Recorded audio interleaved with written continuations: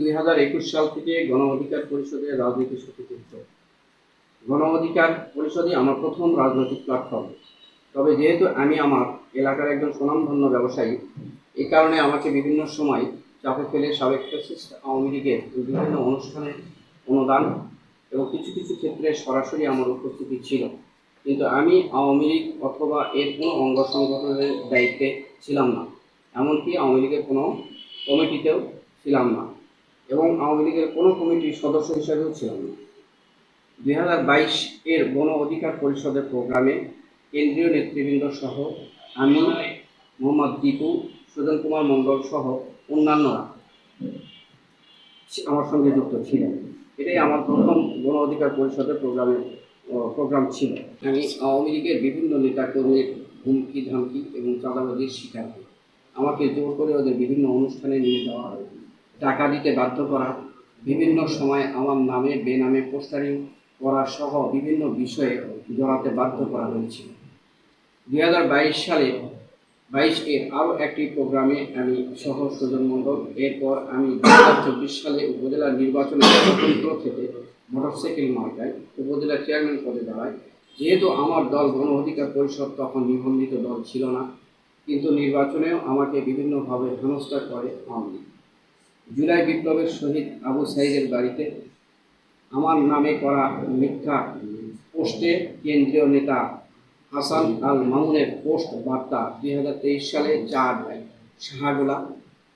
2024 আগস্টে বিপ্লবের পর এনসিপি খন্দকার তরিকুল ইসলাম দীপুর মাধ্যমে আমার এনসিপি জেলা সংগঠক দেওয়ান মাহমুদ আল হাসান সোহাগ ভাইয়ের সাথে আমি, সুজন মণ্ডল এবং জিয়াউর রহমান এনসিপিতে যুক্ত হয়ে একসাথে কাজ করার পরিকল্পনা করি।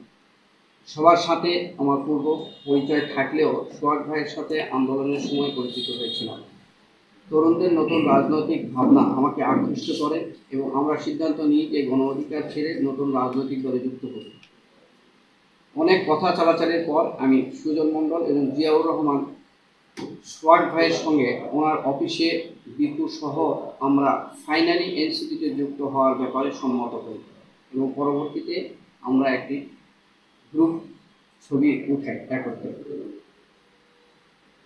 তুলে এই ছবিটা ফেসবুকে পোস্ট দিয়ে এর ঘোষণা দিই। 2024 সালের ডিসেম্বরেই আমি যেদিন সোহাগ ভাইয়ের অফিসে দীপু এবং সুজন সহ একসাথে এনসিপিতে যোগ দেওয়ার ঘোষণা দিই। সব মশার বিরুদ্ধে সুরক্ষা দিতে এলো বসুন্ধরা এক্সট্রিম অ্যারোসল, মশার বিরুদ্ধে এক্সট্রিম সুরক্ষা। আমাদের ঘোষণা দেওয়ার পরপরই ভিপি নূর আমাকে ফোন করে কনভেন্স করার চেষ্টা করে এবং সেই দিন রাতেই আমাকে নওগাঁ জেলার আহ্বায়ক এবং জিয়াকে সিনিয়র যুগ্ম আহ্বায়ক করে একটা কমিটি ঘোষণা করে দেয়। কমিটিতে নাম আসার পরে আমি এটা ফিরিয়ে দেওয়ার কথা বলি, কিন্তু তারা আমাকে বলে কিছুদিন পর আপনি পদত্যাগ করুন। যেহেতু আমাদের নিবন্ধন হয়েছে মাত্র, এখন পদত্যাগ করলে সেটা দলের জন্য ক্ষতির কারণ হতে পারে। এমতো অবস্থায় আমি পদত্যাগ না করেও এনসিপির সাথে আমি আমার রাজনৈতিক কর্মকাণ্ড চালিয়ে যাই এবং এনসিপির প্রতিটি প্রোগ্রামেই নিয়মিত অংশগ্রহণ করতে থাকি।